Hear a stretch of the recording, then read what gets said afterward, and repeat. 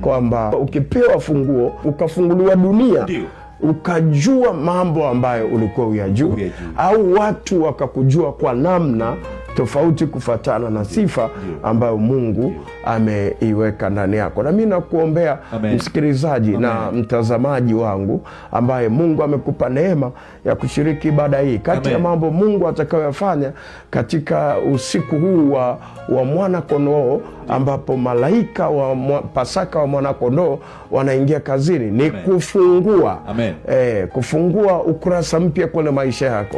Kila lango lililofungwa, liwe la mbinguni liwe la duniani, lioneshe baraka zilizobebwa kwa ajili yako. Amen. Ni uongo kabisa kuona kama hauna maana, hauna chochote, umezaliwa tu hujasoma, au umesoma lakini unachokifanya hicho ndicho ulichoitiwa na Mungu. Unafanikiwa chini ya kiwango, unaona watu wengine wamefanikiwa kwa ukubwa, lakini wewe unajidharau kwa sababu umezungushiwa wigo na elimu.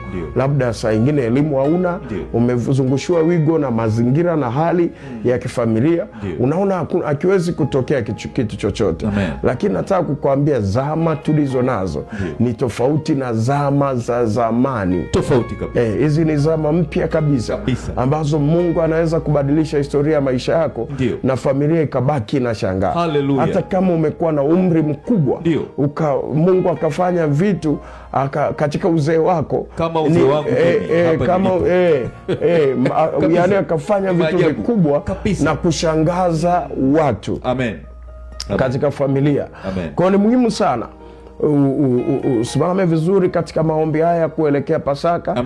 Ambayo ni ya kihistoria sana hapa Ngomeni. Ambayo kuanzia sasa tumeingia katika usiku wa malaika wa mwana kondoo, na tutaendelea nayo. Ni Pasaka ya malaika wa mwana kondoo, na tutaenda nayo wiki ya malaika wa mwana kondoo.